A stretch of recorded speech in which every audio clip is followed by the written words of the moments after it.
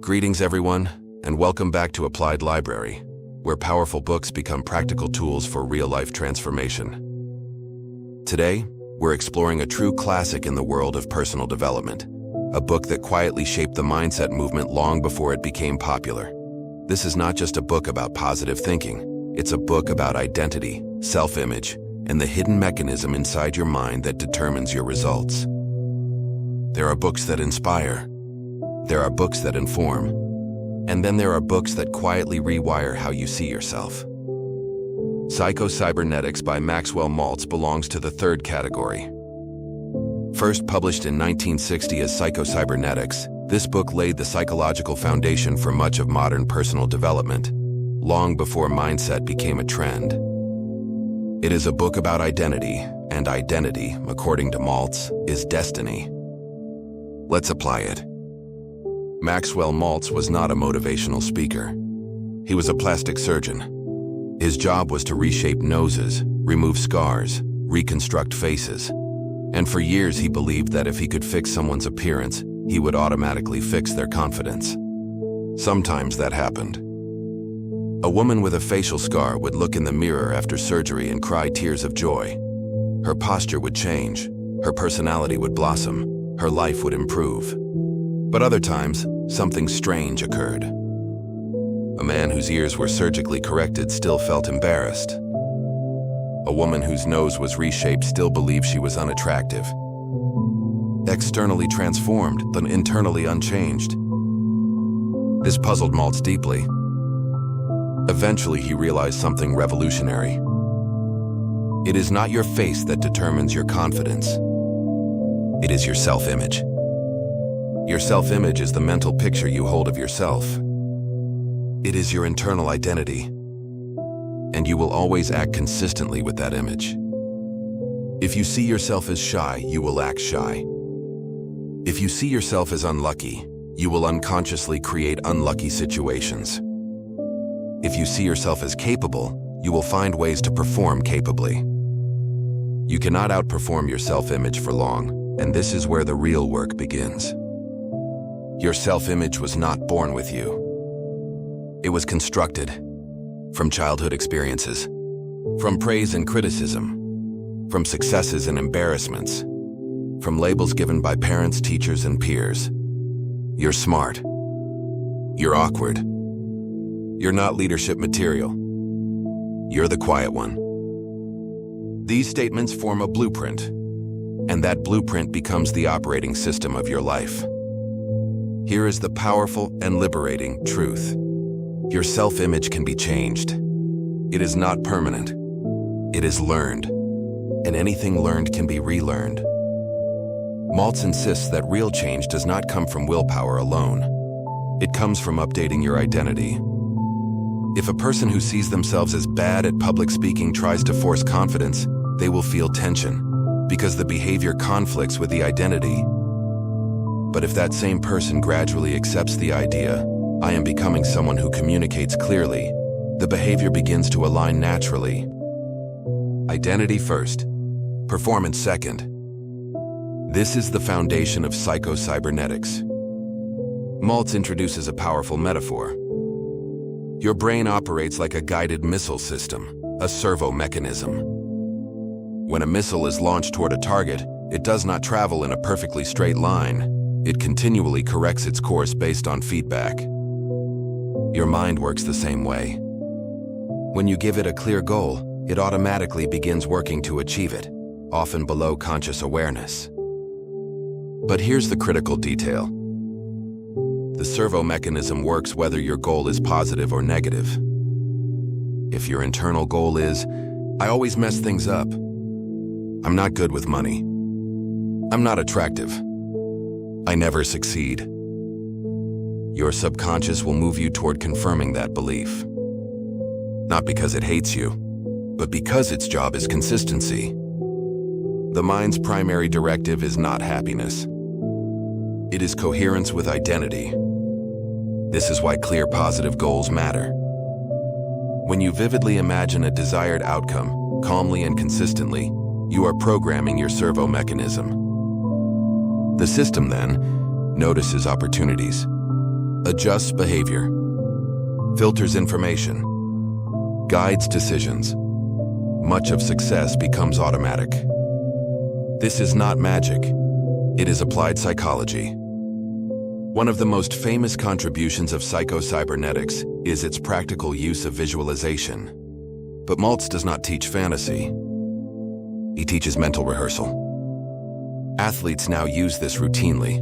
Surgeons mentally rehearse procedures. Musicians imagine flawless performances. The brain does not sharply distinguish between vividly imagined experiences and real ones. So when you imagine yourself performing confidently, your nervous system begins to adapt. You are installing a new memory in advance. Maltz suggests, sit quietly for a few minutes each day. Relax your body. Picture yourself already succeeding. See it as clearly as possible. Feel it emotionally. Let it be natural and not forced. This is not about trying hard. It is about allowing the image to settle into your subconscious. The key word is relaxed. Tension blocks performance. Confidence flows from calmness. Many people think success requires strain. Maltz argues the opposite. The highest performers are relaxed. Think of a skilled archer, a great golfer, an experienced surgeon. They are not tense. They are focused but calm. Tension interferes with precision. In fact, anxiety often comes from trying to protect an old self-image. I must not fail because that would confirm I'm inadequate. When your identity is secure, performance improves. Maltz recommends practicing deliberate relaxation. Deep breathing. Progressive muscle relaxation. Quiet mental rehearsal. Non-judgmental awareness. Relaxation allows the servo-mechanism to operate efficiently. Strain disrupts it.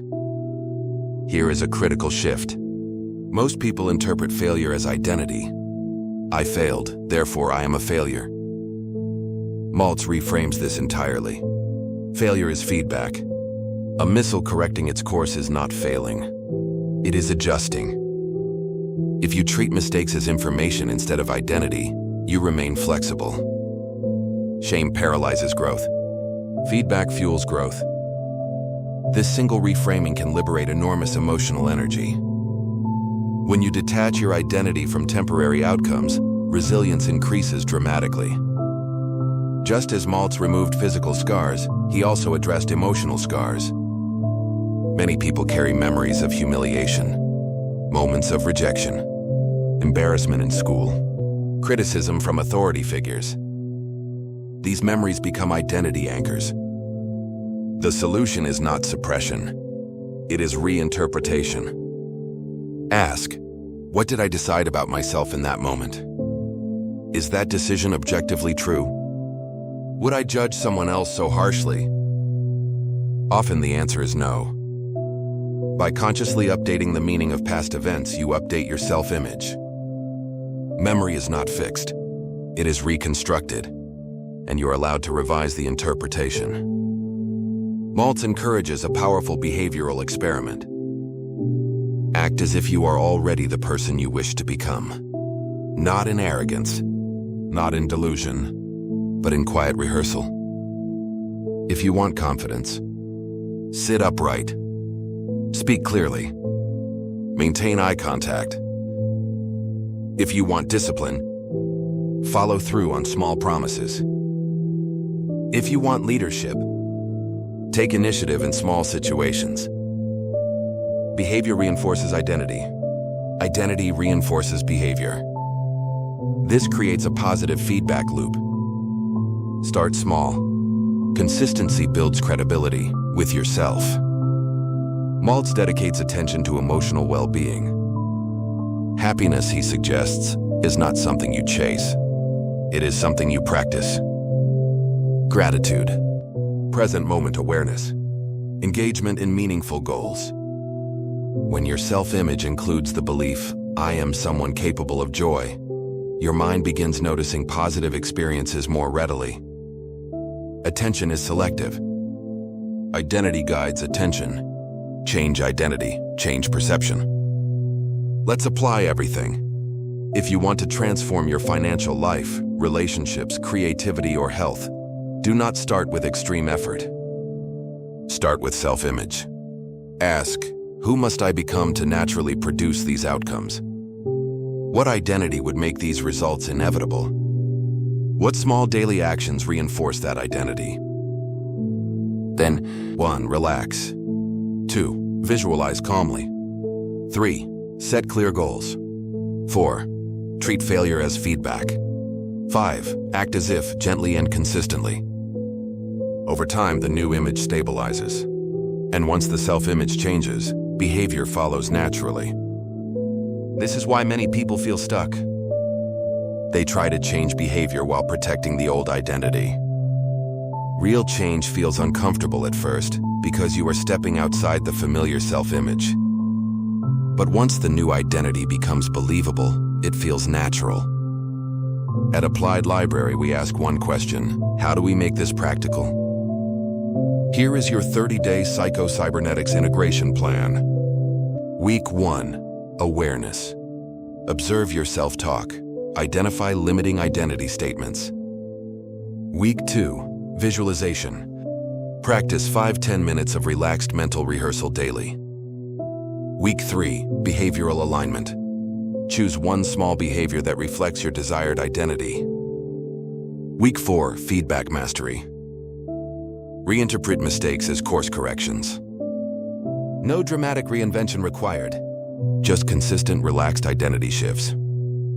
Psycho-Cybernetics is not about becoming someone else. It is about uncovering the capable person already within you and updating the mental picture that has limited you. You are not your past mistakes. You are not your old labels. You are not a fixed personality. You are a dynamic system guided by self-image. Change the image, and the system recalibrates. That is the quiet revolution Maxwell Maltz offered the world. And perhaps the most powerful surgery you will ever undergo is not on your face, but on your identity. Thank you for spending this time with Applied Library. If this summary helped you see yourself differently, even slightly, then the book has already begun its work. Remember, transformation doesn't start with effort, it starts with identity. If you found value in this breakdown, consider liking, subscribing, and sharing it with someone who's ready to upgrade their self-image. Until next time, keep reading, keep applying, and keep becoming.